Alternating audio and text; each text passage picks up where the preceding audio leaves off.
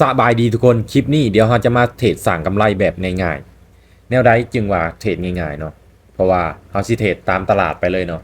ถ้าว่าเราก็ซื้อมันออกขายเนาะถ้ามันออกขายนี่เขาจะตามไปที่ฝั่งขายเนาะมันออกขายเขาจะไปขายเนาะมันออกซื้อเขาจะไปซื้อเนาะมาตอนนี้เราอยู่ในกราฟของโซโลนาเนาะโซโลนาเดี๋ยวเราจะมาเทรดเลยมาออเดอร์นี้เดี๋ยวเราจะเริ่มกันเลยเนาะเก็บจาก20 เหรียญเนาะ20 เหรียญ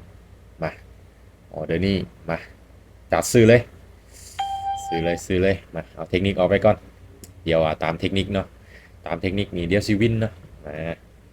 เห็นบ่เอากดซื้อมันออกขายนี่ถ้าว่ามันออกขายต่อไปเขาก็จะขายเนาะขายตามมันเลยมาลุ้นเบอร์นึงกันเขาจะสามารถสั่งกำไรได้บ่ในงบ200 เหรียญเนาะ200 เหรียญจะเก็บกำไร 10% ของต้นทุนเนาะเพราะว่า 10% นี่คือกฎเหล็กของข่อยเนาะมาถ้าว่าเขาตั้งเป้าบ่สูงแน่นอนเนาะโอกาสกำไรสูงกว่าโอกาสเสียแน่นอนเนาะโอกาสเสียนี่เห็นบอกพลาดไปแล้วเนาะมันออกขายเนาะมาออเดอร์นี่ขายเลยเตรียมขายเลยออเดอร์เนี่ยมาขายแล้วเนาะเพราะว่าเขาสิมาตามตลาดเนาะมันออกขายก็จะขายเนาะถ้ามันออกเคี้ยวอีกนี่เขาพลาดอีกแน่นอนเนาะเขาเตรียมใจมาแล้วว่าเขาต้องตามตลาดไปเนาะถ้าว่าเขาพลาดบ่เกินงบของเขาที่เขาเอามานี่แน่นอนเนาะเขาจะมีกำไรการบริหารความเสี่ยงสำคัญเนาะทุกคนเนาะใครที่เข้ามาในวงการเทรดนี่อยากให้ลองฝึกเทรดบัญชีเดโมก่อนเนาะใครที่เป็นมือใหม่เบิ่งคลิปคอยก่อนก็ได้เนาะบ่ฟ้าวเอาเงินลงมาเทรดเนาะว่าอันตรายเนาะถ้าว่าเอาเงินลงมาเทรดทางที่เขาบ่มีความรู้หยังเลยมาอ๋อเดี๋ยวนี้ลงแดงว่าสีสวิงขึ้นไปขอให้ปิดแดงงามๆเนาะเดี๋ยวนี้เนาะสี่3 2 1นี่วินมาถือว่าตามตลาดได้ผลเนาะปรับเงินมาที7 เหรียญคือเก่าเนาะพลาด1วิน1ออกขายเขาก็จะไปขายอีกเนาะขายเลยขายเลยโอ้เดี๋ยวนี้ว่าเขาเตรียมโตมาแล้วเนาะว่าเขาต้องเทรดในลักษณะนี้เนาะแผนการของเขาและเป้าของเขาก็คือ 10% ของต้นทุนนะสลับแบบนี้เนาะงามๆสลับแบบนี้นะมาลุ้นไปน้ำกันจะสามารถสลับงามๆให้เขาได้บ่ว่าเป็นเคียวนี่ออเดอร์ต่อไปเขาก็จะตามไปที่ฝั่งซื้อเนาะว่าแผนการเขาเตรียมมาแบบนี้ก็ต้องจัดตามนี้เนาะ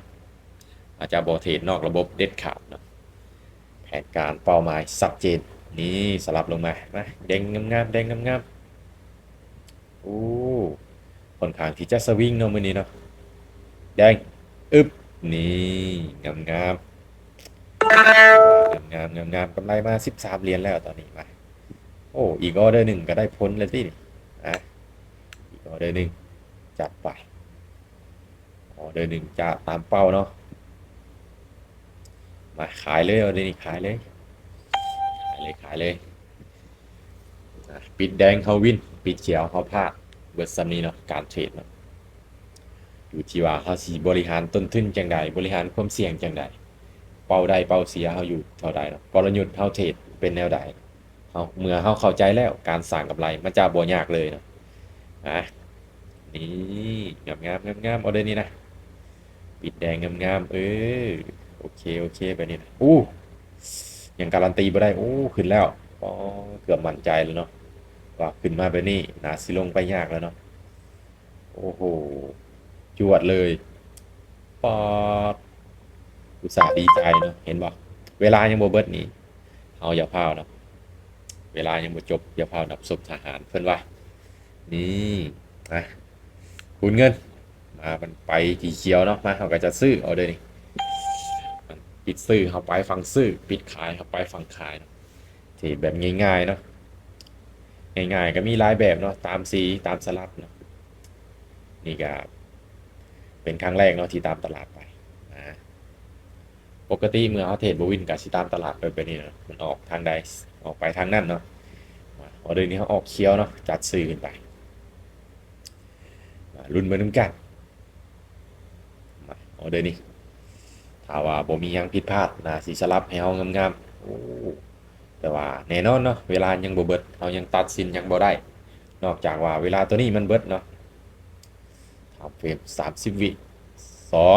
1นี่งามเนาะกำไรมา21.15นี่ก็ถือว่าตามเป้าเขาเนาะเกินเป้ามาอยู่1.15เหรียญ20เหรียญนี่ก็400,000ปลายเลยเนาะ400,000ปลายว่างบเฮานี่ก็4ล้านเนาะ4ล้าน10%ก็คือ400,000เนาะนี่แล้วเนาะการเทรดเนาะหาเงินได้เนาะหาเงินได้แต่ว่ามันก็เสียคือกันเสียได้คือกันใครที่สนใจหรือว่าอยากเข้ามาศึกษาทางด้านนี้เนาะแน่นอนเนาะเขามีกลุ่มให้ศึกษาเรียนรู้เนาะสำหรับการหาเงินทางด้านการเทรดนี่เนาะและกลุ่มข่อยจะมีแต่กลุ่มแบ่งปันความรู้บ่ได้แบบสิว่าพาหาเงินเนาะบ่แม่นเนาะมีกลุ่มมีตติ้งเทรดสดเนาะแบบเขาไปวิเคราะห์กราฟนำเขาได้เนาะหรือว่าแบบกลุ่มข่อยก็จะมีสอนทุกอาทิตย์เนาะสอนทุกอาทิตย์การหาเงินจากการเทรดเนาะการตั้งเป้าได้เป้าเสียวินัยเนาะไอทีบ่มีวินัยก็น่าจะอยู่บ่ได้ดนเนาะสำหรับคนที่มีวินัยก็น่าสิสร้างกำไรได้แบบงามๆเนาะที่สำคัญก็คือเอาคุมตัวเองได้บ่เนาะมือใหม่นี่เวลาเขาเสียนี่จะหยุดตัวเองบ่ได้เนาะเพราะว่าเอาเงินลงมาลงทุนก่อนเนาะบ่ได้ฝึกเทรดบ่ได้ฝึกแบบใดเนาะฉะนั้นก็แน่นอนเนาะทุกการลงทุนมีความเสี่ยงและมีได้มีเสียใครที่อยากเข้ามาลงทุนทางด้านนี้เนาะการเทรดนี่มีความเสี่ยงสูงอยู่แล้วเนาะฉะนั้นควรศึกษาให้มันดีๆก่อนเนาะสำหรับคลิปนี้ก็ฝากเป็นความรู้เล็กๆน้อยๆเนาะสำหรับมือใหม่ที่อยากเทรดสร้างกำไรให้ได้เนาะสำหรับคลิปนี้ขอขอบใจฝากติดตามในเด้อเนาะเดี๋ยวจะลง YouTube Facebook TikTok เนาะโอเคสำหรับคลิปนี้บ๊ายบาย